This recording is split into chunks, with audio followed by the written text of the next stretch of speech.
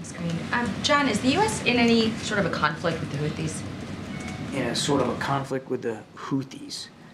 We are not in an armed conflict with the Houthis per se. That said, as I said at the top, we're going to do what we have to do to protect ourselves, our partners, and merchant shipping. And we've done it in the past. We'll do it again in the future.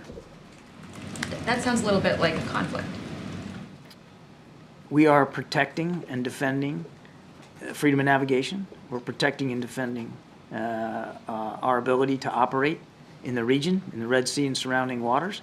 And as I said at the top, we are looking to flesh out an already pretty robust combined maritime force to protect freedom of navigation in the area. And like I said, we've got a couple of, several other countries that are willing to participate, so we look forward to that. Does the president have any regret over delisting the Houthis as a terror organization? Is he reconsidering that at all? I've already said that we are going to review that decision. When? No, we are.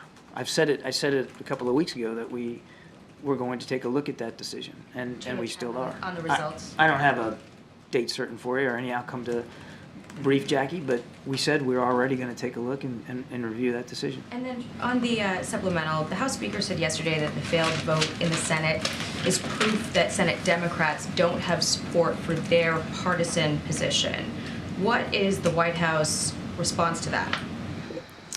The president believes, I'll let Senate Democrats speak for themselves, the president believes, and he said this to you yesterday, that the immigration proposal, that's gone nowhere up on Capitol Hill. He also believes that border security needs to be enhanced. So it's for the president, it's both a policy issue, immigration reform writ large, and a security issue.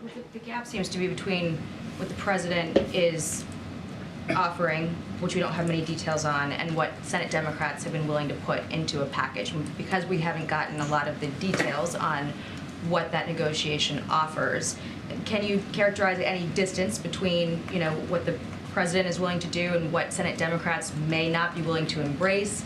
And moreover, should Congress stay in session until this is finished? Certainly I'm not going to negotiate this thing in public. There's probably a reason why you don't have perfect visibility into what everybody's saying behind closed doors, and I think that's appropriate. We're not going to start negotiating in public, and I'll let Leader Schumer talk about and Leader McConnell talk about what they want to do in terms of the session. We're working very, very close with Senate Democrats on trying to move this forward. And you heard the president say himself, he's willing to negotiate in good faith with the Republican side as well. But they've got to be willing as well. This is about compromise. And in a compromise, nobody gets everything that they want. The president understands that from a long career in the Senate, and he's willing to have that as a starting point of the conversation, with an understanding that compromise means nobody gets everything they want. But that's not what we're hearing from the House side, the Republican side in the House. It's kind of a take no prisoners approach, all or nothing, what we want and nothing but what we want. And that's just not negotiating in good faith.